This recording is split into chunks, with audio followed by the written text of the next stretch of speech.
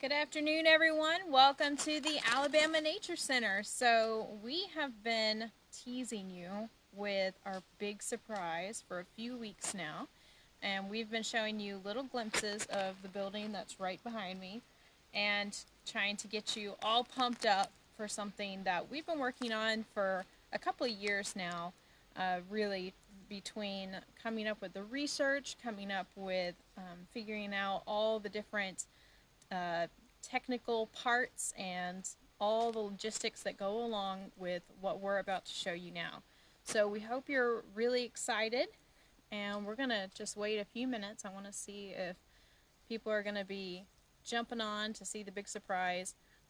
Thank you all for sharing our little teaser. So we did have collectively well over 100 shares for our little teaser that we put out. And we're just so excited to share this with you. So you can see the building behind me. Does anyone have any guesses as to what it is? We've been showing the building process. The building actually was going through construction over the spring. So while everyone was in quarantine, we were actually able to get this built. And you can see it's a pretty nice looking building. And we were very fortunate to have some donors that we'll talk about here in a minute. Actually, I can go ahead and talk about it now while we're waiting. So, Alan and Ann Gunderson, that teaser we were asking you to share, you saw their names on this building, and they are phenomenal in helping support us, particularly when it comes to our animal arena. So we have 70 education animals here on the property that we use for all kinds of programs, everywhere from birthday parties to after-school programs to field trips to homeschool programs. They help us teach kids about nature that's found here in Alabama, and so it allows us to have a real hands-on approach to learning. So they have once again helped us with another dream and made it come true, and we're excited to share that with you today. So is everyone ready? Anyone have any guesses? I'm going to ask if we've got no guesses just yet as to what it is. Well, we're going to go ahead and show you what we have for you today, and very excited. And let's see.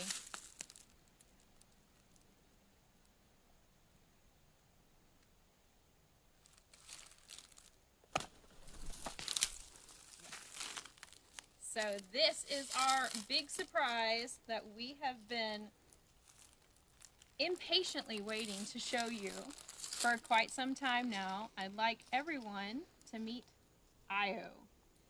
And Io is a red-tailed hawk. And I'm going to get Miss Tammy to come over here as well, because Miss Tammy has been a huge part in this journey. So this is Io, the red-tailed hawk. Now we've been wanting to have some raptors here at the Nature Center for quite some time. As most of you know, we have a lot of reptiles and amphibians, we have a few invertebrates, and we have some fish, but we have not had a bird here at the Nature Center, and so Io is our very first bird. And so the process to having a raptor here at the Nature Center has been a lot of research, and it's been a lot of learning how we should go about doing things here. And so luckily Miss Tammy here has prior experience with raptors, and so she has worked in other facilities caring for and teaching with raptors, and that's what allowed us to actually go down this path, is to have someone that can be a permitted person, because as we know, birds are a protected, thanks Io, birds are protected by the U.S. Fish and Wildlife Service, so they're federally protected. And so in order to have a bird, you have to have a permit from the Fish and Wildlife Service. And so that's just a long path that we've gone down and made sure that we have all of our ducks in a row, so to speak, for having an educational bird. And so Alan and Ann, they were the people that helped fund this building, and this building is a raptor mew. So we can go around to the front of it, and we will show you a little bit of it.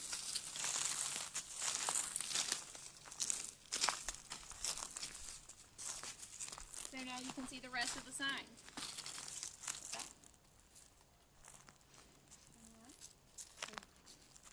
Alright, so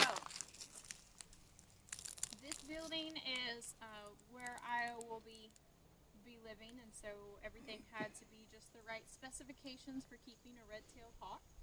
And so it has, we'll give you a little tour here in a minute, but everything from having the housing facilities to having all the specialized equipment, that all had to take place before we could apply for a permit. And then we were approved for our permit. We finished completing the building in the spring. We were approved for the permit in the summer, and we had already identified Io as a candidate for being our first education bird. And of course, with having a permit for a raptor for educational purposes, it needs to be a non-releasable bird. So Io is a non-releasable red-tailed hawk. And the reason why is Io was brought to the Raptor Center, Southeastern Raptor Center in Auburn, with a broken wing. So as you can see, this wing is being held a little bit differently than the other wing, and that's the wing that was broken. The wonderful vets at the Southeastern Raptor Center did surgery and healed it, but it didn't quite, during the recovery process, the bone is healed, but something in the soft tissue never healed quite right, and so Io is unable to fly quite symmetrically, and so she can fly, but she wears out pretty easily, and she kind of flies crooked. So because of that, it's considered this bird is considered non-releasable. So Io, the word Io is a Creek, a Muskogee word for hawk. So that's where the name comes from. And we're gonna show you a little bit more about Io. And we've been, come on, step up. Good job. So you can see Io's a red-tailed hawk. Beautiful red tail. So red-tailed hawks get their red tail after their first molt, which is at about a year old. And so we know Io is at least a year old. These hawks tend to have really light-colored eyes when they're younger, and as you can look, and the eyes are pretty light-colored, and so we can estimate that it's a pretty young bird.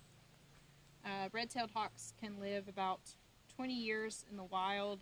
They've been known to live up to 30 years in captivity. And this is a raptor.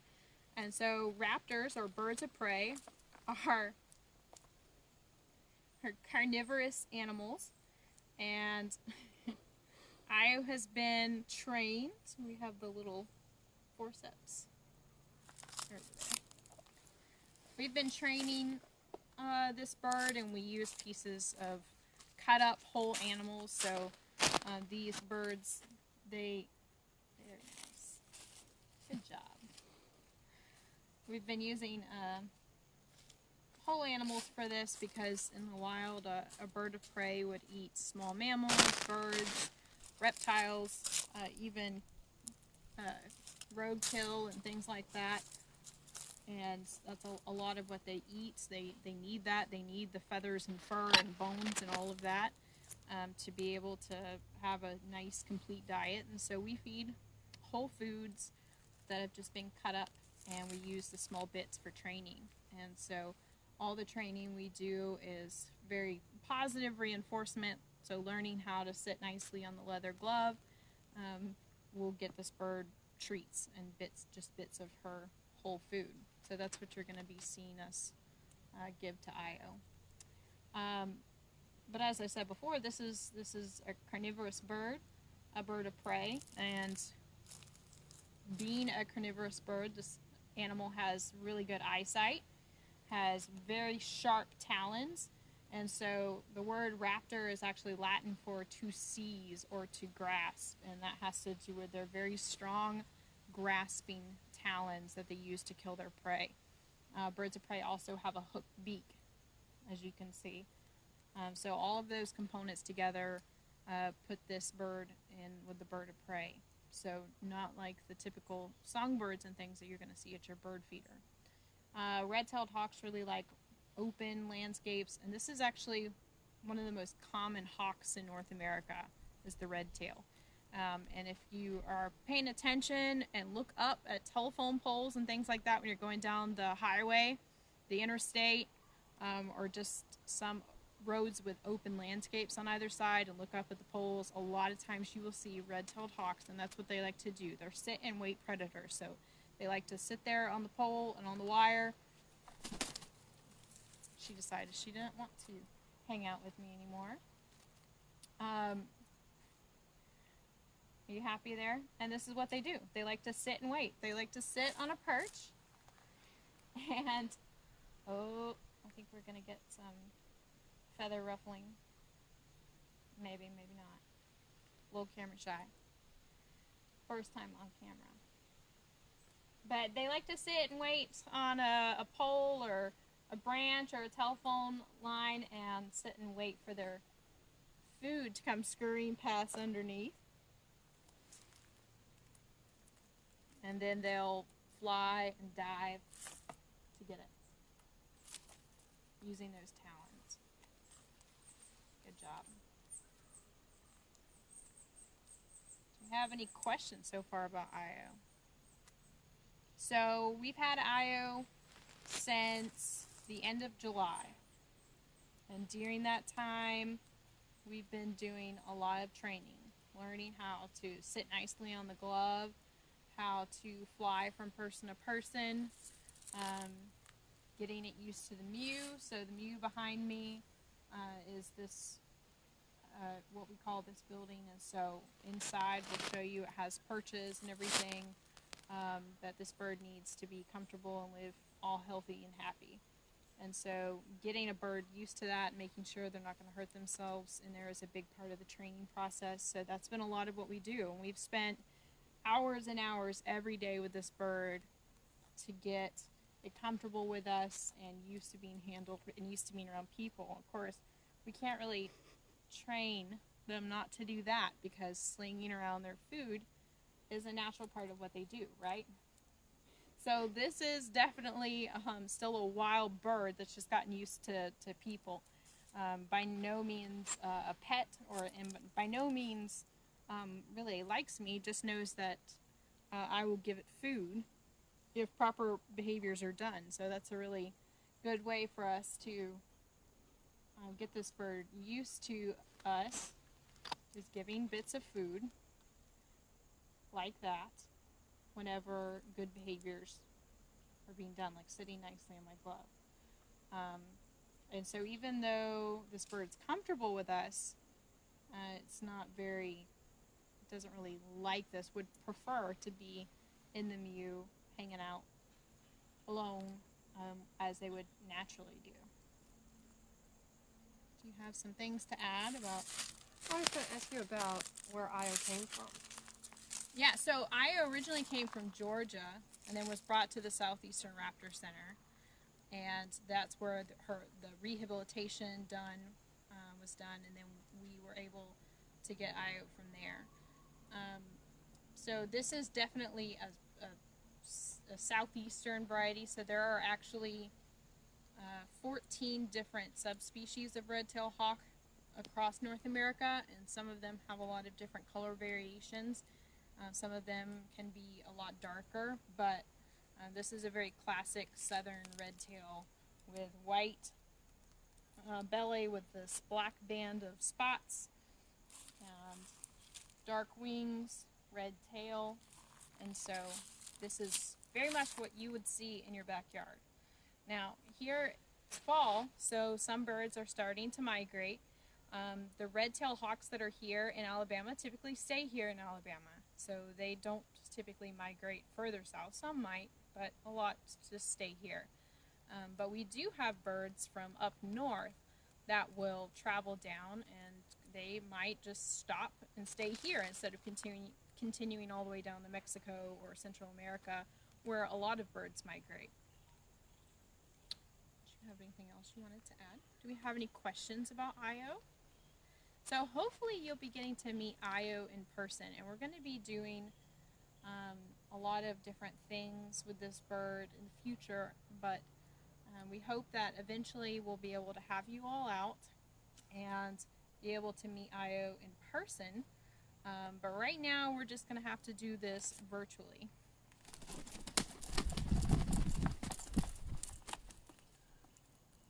Feel better? So I was just wanting to go to the perch over there. Much more preferable place to be, but there we go.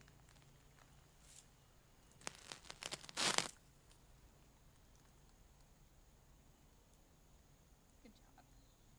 We are going to just show you a little bit about what Io can do. So we're going to fly from my glove to Miss Tammy's glove. Io. You can do it. You can see she can fly. She just she'll wear out quickly. And if you were the people at the Raptor Rehabilitation Center are very experienced with understanding how birds should naturally fly, what their wings should look like, and used to dealing with these kinds of injuries. And so they did a lot of assessments before deeming her non-releasable. Do they have just a few birds, Kristen? They have a lot of birds. So just this year, the Raptor Rehabilitation Center has taken in about, last time I looked, 230 birds. I've gone through their rehabilitation center, and they have a really good success rate for releasing birds. And then non-releasable birds either go to facilities like ours, or zoos, or things like that, if they can find a good place for them. I was following Miss Kristen. She had. Ready?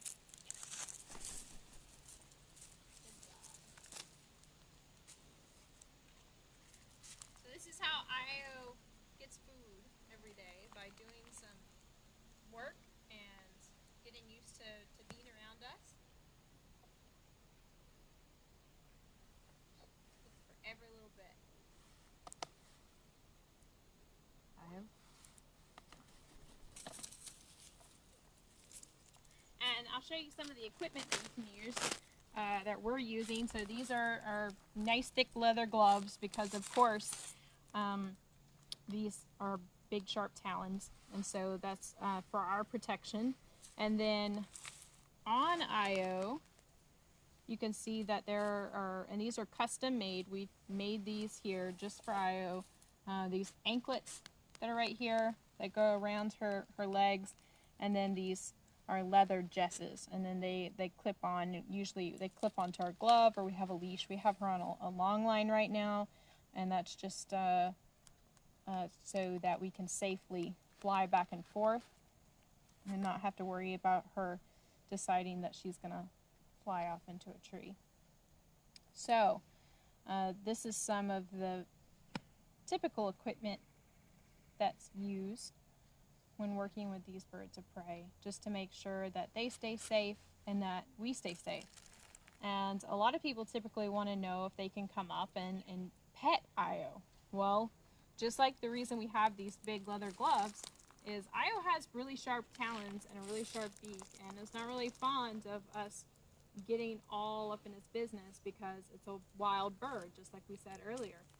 And another reason is, not only can it be a safety problem, but these birds, their feathers actually absorb vitamins from the sun, and so they actually have an oil coating over them, and that absorbs vitamins from the sun, and then they preen and clean themselves with their beak, and they check each feather, and when they do that, they're ingesting little bits of these vitamins. And so if we were to go up and touch the bird, then we could be taking those oils off, and it could negatively impact Io's health. So for several reasons, it's not a good idea to try to touch or handle these birds. It's definitely not a cuddly animal like your dog or your cat. Do we have any questions? about. And we'll still be able to see questions even if you put in the comments. We'll be able to see any questions or comments that you have, and we'll be able to answer them even after this video is over. When Io came to us, Io was going through molt, and since that time you can see how pretty her dark patches have come out underneath her eyes. They get new feathers for the year. They have to replace the old and tattered ones in the fall. Several birds are doing that, and I think Io was just about finished with the molt. And now we're working on weight management, so we're getting Io ready for winter, and so we'll be able to feed it more and get that weight up. And so there's a nice little yellow jacket hanging out. Wants to share Io's food. We'll be able to, with the cooler weather, Io will need more body fats to be able to burn off to help stay warm. And so that's what we're doing right now, is getting her all ready for winter. You looking for food? Oh, she so is.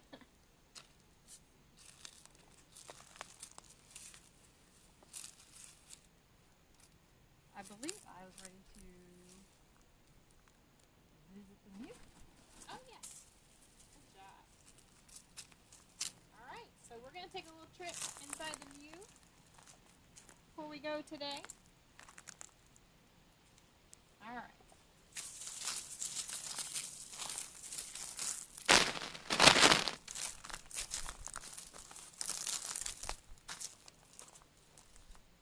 So we have a vestibule area, and this is a two-door system, so we don't have to worry about Io getting loose.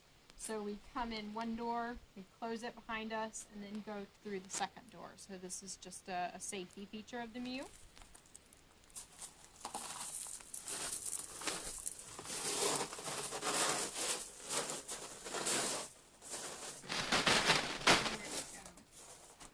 Good job.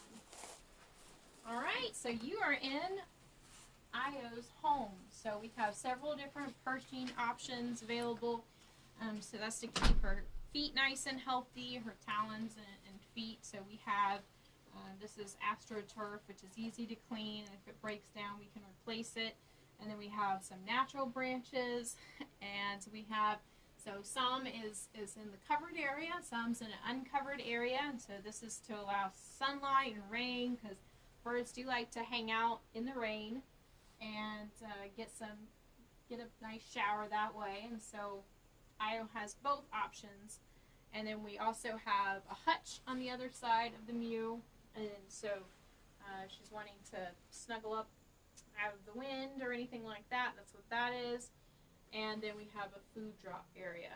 So the food drop is to allow some of our employees, if they come in to feed Io, they don't have to actually come in here and disturb her, just drop in the food. And so this behavior right now is called feeking, and it's just a way to birds clean their bills, and it also helps keep their, if it was a natural perch, it would be helping keep that that beak, that sharp beak, trimmed and nice and rounded. You're not going to do it for us again? Maybe.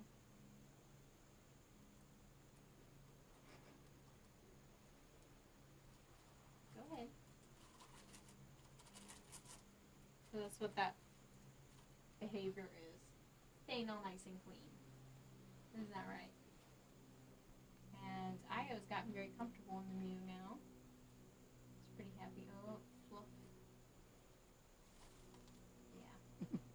Good job. Shaking off. Nice sign that a bird is comfortable when they're willing to preen themselves or things like that around us. So that's good. So we're very excited to have shared this with you, and we hope that we'll be using Io in a variety of programs in the future, and so you'll have the opportunity to get up close and personal with a wild red-tailed hawk and hopefully have a new appreciation for them and understanding. And she's going to let us talk about birds, and so all of birds adaptations, and that's opening up a whole new world for us here at the Alabama Nature Center. We're very grateful for our donors, Alan and Ann, Alan Johns and Ann Gunderson. They are very special people, and very excited that the Southeastern Raptor Center allowed us to bring this bird to our facility, and very excited that the Fish and Wildlife Service was able to allow us to have a permit to have this bird to use for educational purposes. So, cling, cling, cling. All right, so if you have any questions or comments, please leave them below. If you like this video, please like and share onto your Facebook, and let others know to like on the Alabama Nature Center and Natureplex Facebook page so you can see more videos like this. And we will see you next time.